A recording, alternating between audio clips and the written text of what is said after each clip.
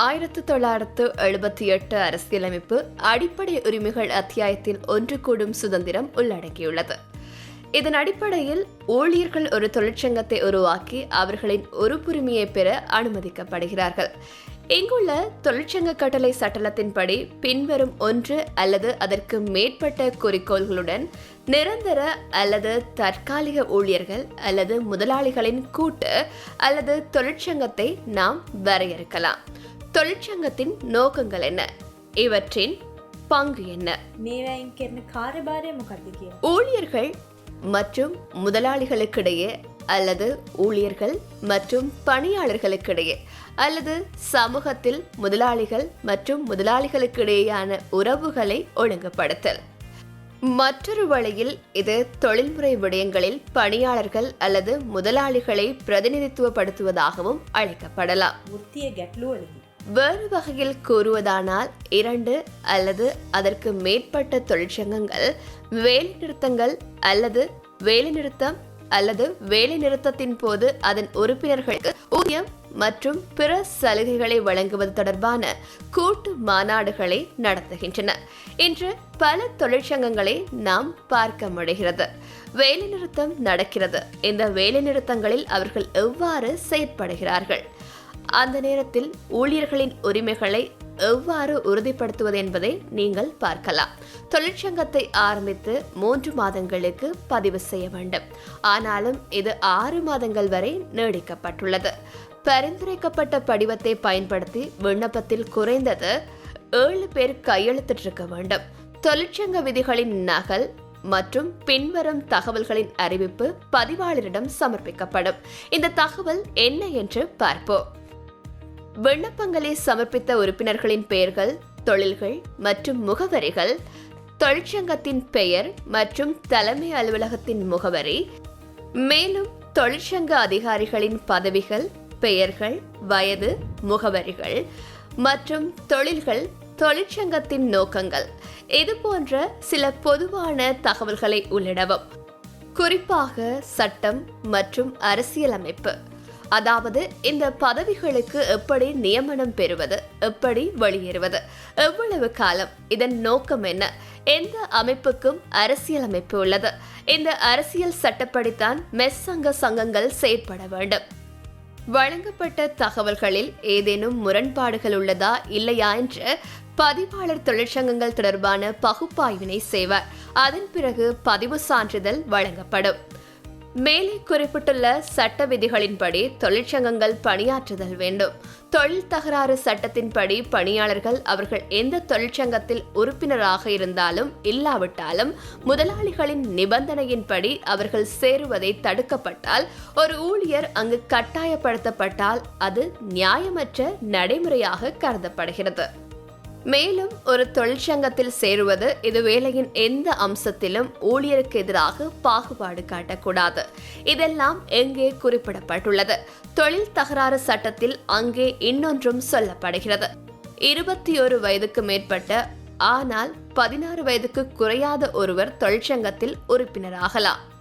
இலங்கையில் 2074 பதிவு செய்யப்பட்ட தொழிற்சங்கங்கள் உள்ளன. இதில் 54.5% பொதுத்துறையில் உள்ளன. பொதுத்துறையில் 27.5% தனியார் துறையில், 18% மட்டுமே தொழிற்சங்கங்கள் உள்ளன. எனவே தனியார் துறையை பற்றி பேசும்போது நாம் எங்கே இருக்கிறோம் என்பதை கருத்தில் கொள்ளலாம். தொழிற்சங்கங்களின் கீழுள்ள ஊழியர்களின் எண்ணிக்கை இலங்கையின் மொத்த பணியாளர்களில் 9.5% ஆகும். கூட்டு பேரம் பேசுவதற்கான சுதந்திரம். கூட்டு பேரம் பேசும் சுதந்திரம் என்றால் என்ன? தொழில் தகராறு சட்டம் இதை வழங்குகிறது. ஒரு பணியிடத்தில் குறைந்தபட்சம் 40% பணியாளர்கள் ஒரு தொழிற்சங்கத்தால் பிரதிநிதித்துவப்பட வேண்டும் என்பது மிகவும் கட்டுப்படுத்தப்பட்டதாகும். தொழில் தகராறு சட்டம் ஒரு குறிப்பிட்ட தொழில்துறையில் பணிபுரியும் ஊழியர்களின் விதிமுறைகள் மற்றும் நிபந்தனைகள் தொடர்பான ஒப்பந்தம் என கூட்டு ஒப்பந்தத்தை வரையறுத்துள்ளது. கூட்டு பேரம் பேசுதல் ஒப்பந்தங்கள் பொதுவான சட்டத்தால் வழங்கப்படுவதை விட ஊழியர்களுக்கு சிறந்த பலன்களை வழங்குகின்றன. கூட்டு பேரம் பேசும் ஒப்பந்தத்தில் சட்டத்தால் வழங்கப்பட்டதை விட குறைவான சாதகமான விதிகள் இருந்தால் அவை செயற்படுத்த முடியாதவை. கூட்டு பேரம் பேசுதல் ஒப்பந்தம் வெளியிடப்பட்ட திகதியிலிருந்து நடைமுறைக்கு வரும். சம்பந்தப்பட்ட ஒப்பந்தத்தில் உள்ள கட்சிகள், தொழிற்சங்கங்கள், முதலாளி மற்றும் ஊழியர்கள் இதற்கு கட்டுப்பட்டவர்கள். ஒரு கூட்டு பேரம் பேசும் ஒப்பந்தம் ஒரு குறிப்பிட்ட அல்லது குறிப்பிடப்படாத காலத்திற்கு வரையறுக்கப்படுகிறது. ஆணையர் மற்றும் அனைத்து தரப்பினருக்கும் தொழிற்சங்கம் மற்றும் முதலாளிகளுக்கு பரிந்துரைக்கப்பட்ட படிவத்தில் ரத்து செய்வதற்கான எழுத்துப்பூர்வ அறிவிப்பை வழங்குவார். காலவரையற்ற காலத்திற்கு ஒரு கூட்டு ஒப்பந்தம் பேரம் பேசும் உடன்படிக்கை மூலம் ரத்து செய்யப்படலாம். கூட்டு பேரம் பேசும் ஒப்பந்தம் எழுத்துப்பூர்வமாக இருக்க வேண்டும். கட்சிகள் தங்கள் பிரதிநிதிகள் கையெழுத்திடுவது கட்டாயமாகும். ஆதாரம் தொழில் தகராறு சட்டம் 1950 பிரிவு 5-10 மற்றும் பிரிவு 32 கீழ் 4. இதற்கான ஆதாரங்களை நாம் ஆராயலாம். பிரிவு 32 தொழில் தகராறுகள் சட்டம் 1950 பிரிவு 5 மற்றும் 10. தொழிற்சங்கத்தில் சேரும் ஊழியர் எப்படி வேலைநிறுத்த உரிமை பெறுகிறார் என்று பார்ப்போம்.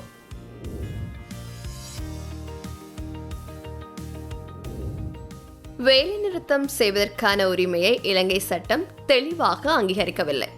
இந்த வேலைநிறுத்த காலங்களில் அரசாங்கத்தின் ஊடகங்களின் பாவனையும் எவ்வாறு நடந்து கொள்கின்றன என்பதை நாம் பார்த்தோம். அதை நாம் நடைமுறையில் பார்க்கலாம்.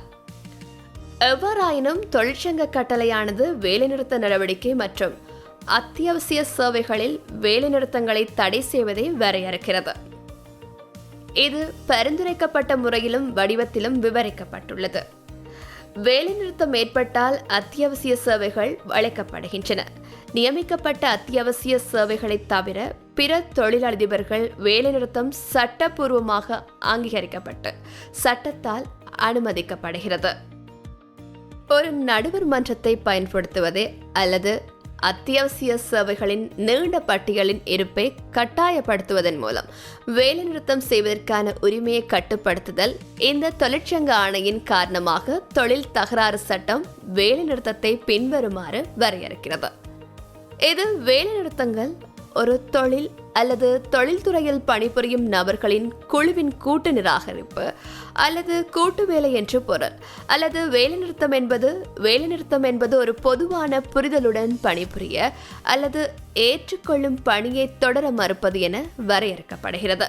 இந்த வழியில் வரையறுக்கப்பட்ட வேலைநிறுத்தத்தின் விடயத்தில் தொழில்துறை தகராறு முதலாளிகளுக்கும் ஊழியர்களுக்கும் இடையே அல்லது பணியாளர்களுக்கும் ஊழியர்களுக்கும் இடையே வேலை அல்லது வேலை சம்பந்தமில்லாத விடயம் அல்லது வேலையின் நிபந்தனை அல்லது உழைப்பு அல்லது ஒரு நபர் தொடர்பான பிரச்சனை என்று நாங்கள் கருதுகிறோம்.